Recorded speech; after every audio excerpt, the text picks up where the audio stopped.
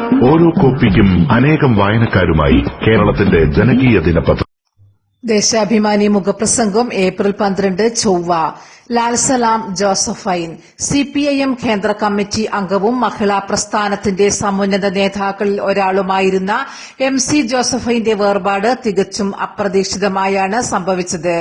കണ്ണൂരിൽ പാർട്ടിയുടെ 23ാം കോൺഗ്രസിൽ പങ്കെടുക്കുന്നതിനിടെ ശനിയാഴ്ച വൈകിട്ട് കുഴഞ്ഞുവീണ അവർ ഞായർ ഉച്ചയോടെ കണ്ണൂർ AKG ആശുപത്രിയിലാണ് അന്ത്യശ്വാസം വലിച്ചത്. ശാരീരികമായ വയ്യായിക അലട്ടിയിരുന്നെങ്കിലും ഊർജ്ജസ്വലയായാണ് ജോസഫൈൻ പാർട്ടി കോൺഗ്രസിൽ പങ്കെടുത്തിരുന്നത്.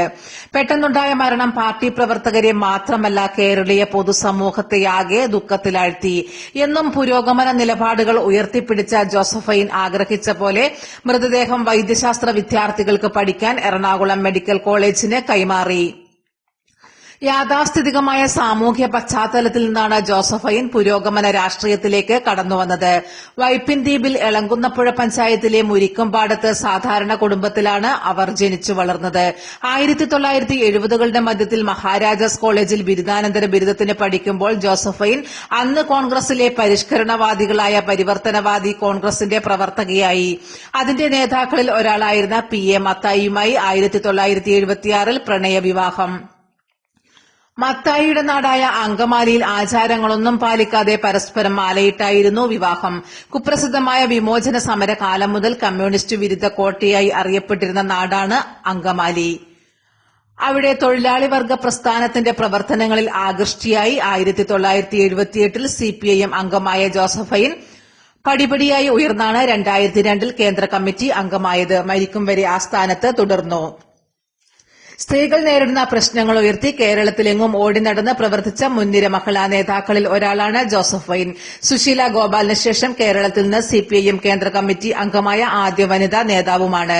സ്ത്രീകളുടെയും തൊഴിലാളികളടക്കം അധ്വാനിക്കുന്ന ജനവിഭാഗങ്ങളുടെയും അവകാശ പോരാട്ടങ്ങളിൽ വിട്ടുവീഴ്ചയില്ലാത്ത നിലകൊണ്ട അവർ വിവിധ ട്രേഡ് യൂണിയനുകളുടെ ഭാരവാഹിയുമായിരുന്നു. അഖിലേന്ത്യാ ജനാധിപത്യ മഹിളാ അസോസിയേഷൻ വൈസ് പ്രസിഡന്റ്, സംസ്ഥാന പ്രസിഡന്റ് എന്നീ നിലകളിൽ പ്രവർത്തിച്ചതിനു പുറമെ സംസ്ഥാന വനിതാ വികസന കോർപ്പറേഷൻ ചെയർപേഴ്സൺ, വിശാല കൊച്ചി വികസന അതോറിറ്റി ചെയർപേഴ്സൺ, സംസ്ഥാന വനിതാ കമ്മീഷൻ അധ്യക്ഷ എന്നീ ഭരണപരമായ ചുമതലകളും നിറവേറ്റി. 2017 സംസ്ഥാന വനിതാ കമ്മീഷൻ അധ്യക്ഷയായപ്പോൾ കൈകാര്യം ചെയ്യേണ്ടിവന്ന ആദ്യ കേസുകളിലൊന്നാണ് ഏറെ വിവാദമായ ഹാദിയയുടെ അവകാശം സംബന്ധിച്ചത്.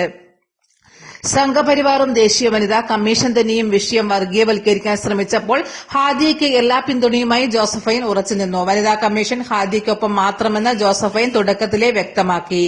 പ്രായപൂർത്തിയായ യുവതി എന്ന നിലയിൽ ഹാദിയയുടെ വിശ്വാസവും ജീവിതവും അവൾ തന്നെ നിശ്ചയിക്കുമെന്ന നിലപാടെടുത്തു.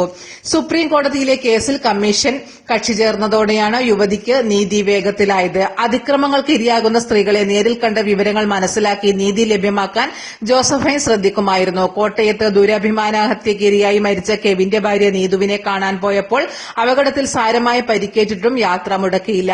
ആശുപത്രിയിലെത്തി പ്രഥമ ശുശ്രൂഷ സ്വീകരിച്ച ശേഷം ഉടൻ നീതുവിനെ കണ്ട് പിന്തുണ ഉറപ്പു നൽകിയ രംഗം കേരളത്തിന് മറക്കാനാകില്ല. സ്ത്രീധന അതിക്രമങ്ങൾക്കെതിരെ കർക്കശ നിലപാടെടുത്ത ജോസഫൈൻ സ്ത്രീധന നിരോധന നിയമത്തിന് മൂർച്ച കൂട്ടുന്നതിനും പ്രയത്നിച്ചു.